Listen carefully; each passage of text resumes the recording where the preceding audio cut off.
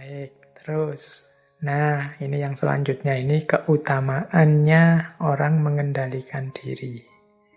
Laisa khairukum man amila lil akhirah wa tarokat dunya. Au amila lid dunya wa tarokal akhirah. Walakin khairukum man akhudha min hadhihi wa min hadhihi.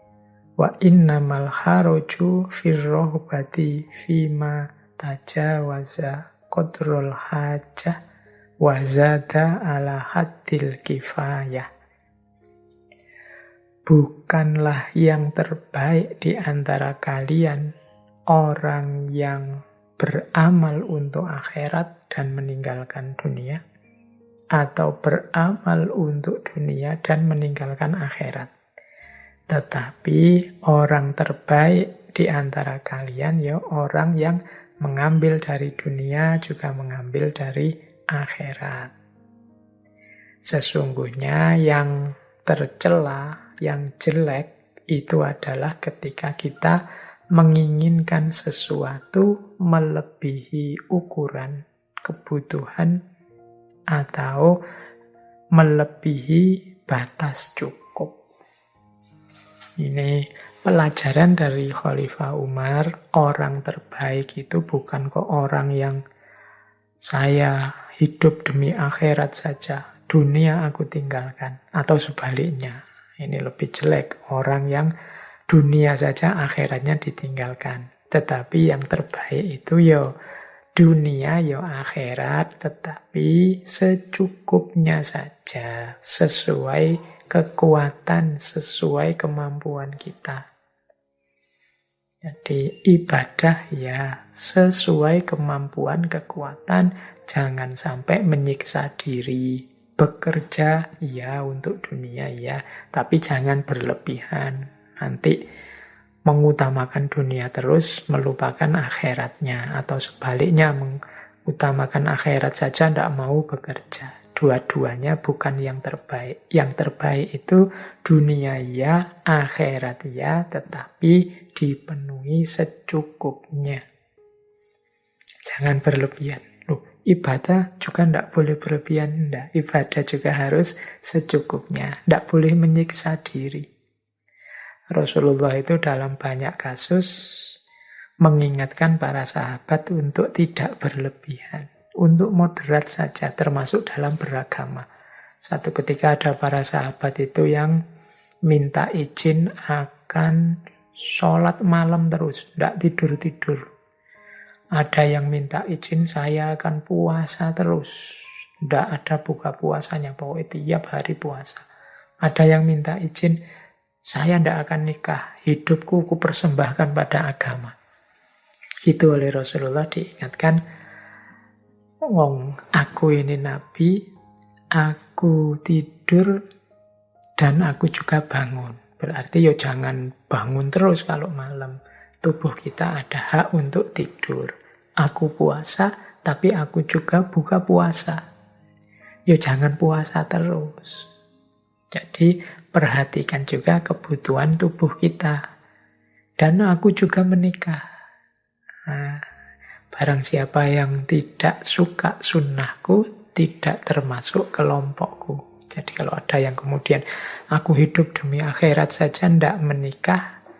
Nah itu diingatkan oleh Nabi. Jangan, wong aku Nabi saja menikah. Nah, ini aspek-aspek pengelolaan diri, pengendalian diri. Biasanya kita itu kan kalau lagi semangat, kemerungsung, punya karep apa saja, terus tidak ngerti batas. Kita harus ngerti qadrul hajah dan haddul kifayah.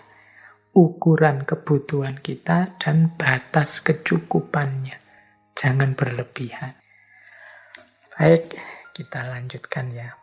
Itu tadi nasihat dari Khalifah Umar.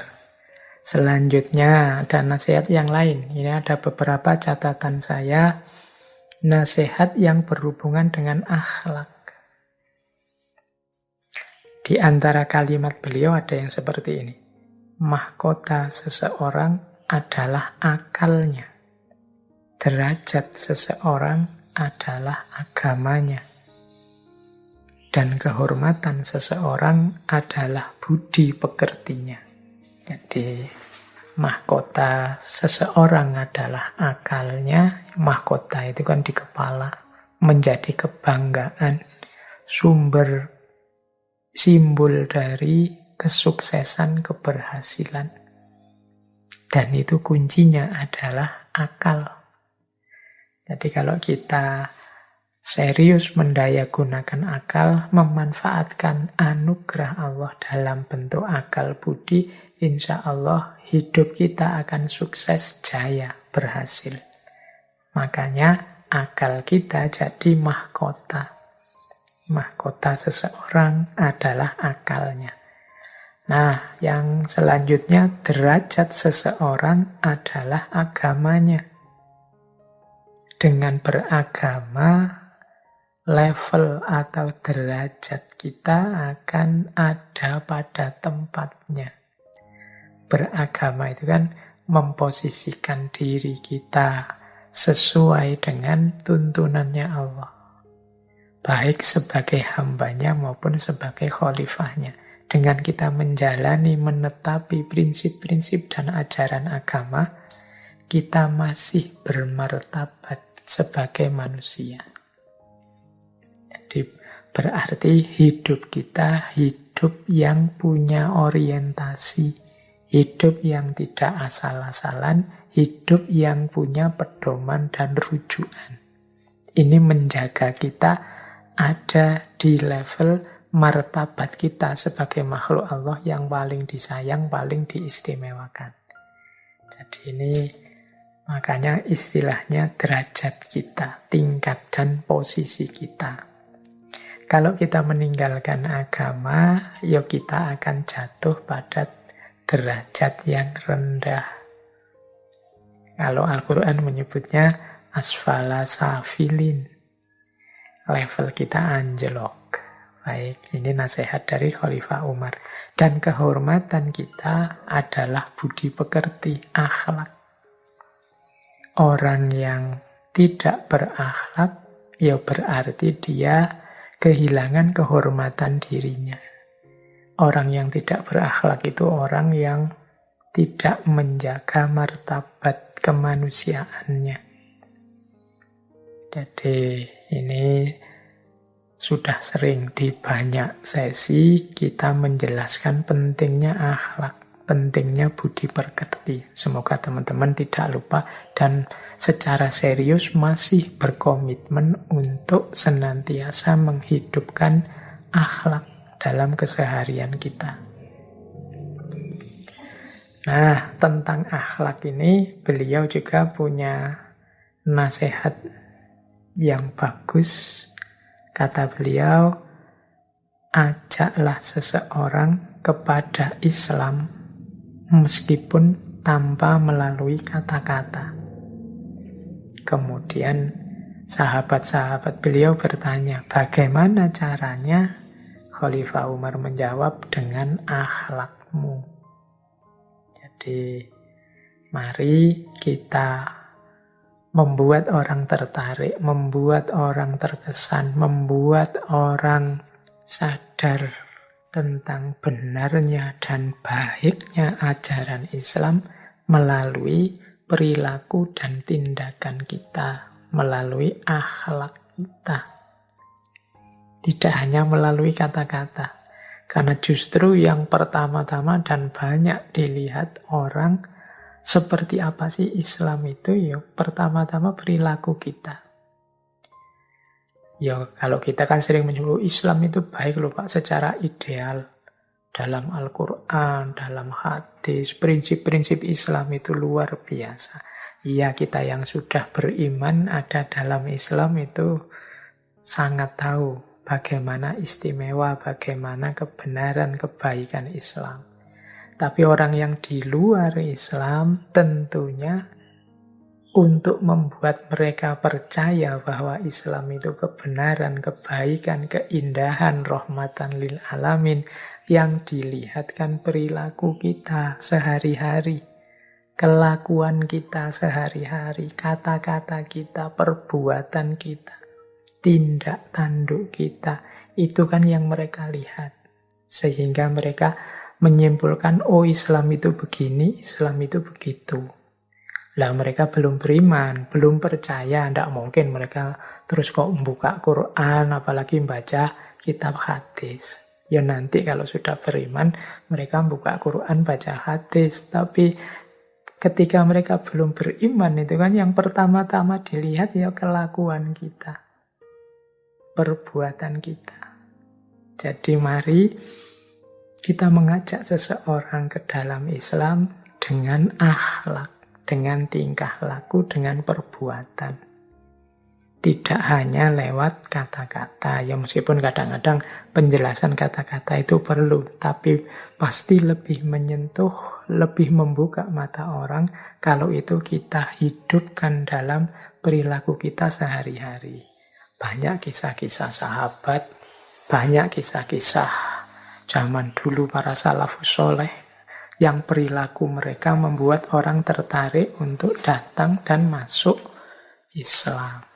Jadi ini pelajaran dari Khalifah Umar juga untuk kita semua, bahwa kita ini yang muslim meskipun statusnya bukan dai, bukan mubaligh, tapi kelakuan kita, perilaku kita, keberagamaan kita hakikatnya akan mempromosikan, akan menunjukkan pada orang lain seperti apa itu Islam. Baik, ini mungkin jadi kesadaran kita semua ya. Jangan sampai kita yang jadi hijabnya Islam. Ada satu kalimat yang populer sekali dari Muhammad Abduh, seorang pembaharu dari Mesir yang insya Allah teman-teman kenal karena pernah kita kaji di satu sesi ngaji filsafat kita. Beliau menyatakan al-Islamu mahjubun bil muslimin. Jadi al-Islamu mahjubun bil muslimin itu maksudnya kehebatan, keindahan, kebenaran Islam itu tertutupi oleh perilaku umat Islam. Islam tertutup oleh umat Islam. Jadi kelakuan-kelakuan kita yang tidak mencerminkan keutamaan-keutamaan Islam, itu pada akhirnya hanya akan membuat orang di luar Islam tidak paham tentang Islam. Kitalah yang menghalangi mereka sehingga mereka tidak bisa memahami secara pas tentang apa itu Islam, kebenaran dan keindahannya. Maka Muhammad Abduh kemudian menyatakan al-Islamu mahjubun bil muslimin. Semoga tidak begitu ya. Semoga sedikit-sedikit, meskipun saya bilang tadi kita ini bukan ulama, bukan dai, bukan mubaligh, mari kita berusaha semampu mungkin untuk hidup secara terpuji, bermartabat, menghidupkan keutamaan-keutamaan sesuai dengan yang dituntunkan oleh agama. Sehingga nanti orang melihat kita bisa paham bahwa oh itulah kebenaran, keindahan, keutamaan Islam. Jangan sampai sebaliknya. Kelakuan-kelakuan merusak, kelakuan-kelakuan zalim, kelakuan-kelakuan menyakiti yang lain, menghancurkan harmoni hidup yang kita lakukan. Khawatirnya nanti orang salah paham terhadap Islam gara-gara kelakuan kita. Maka tadi Khalifah Umar menasihati kita, ajaklah seseorang kepada Islam meskipun tanpa melalui kata-kata. Bagaimana caranya? Dengan akhlakmu. Baik, jadi ini dua pesan penting yang menurut saya harus sering kita ingat-ingat.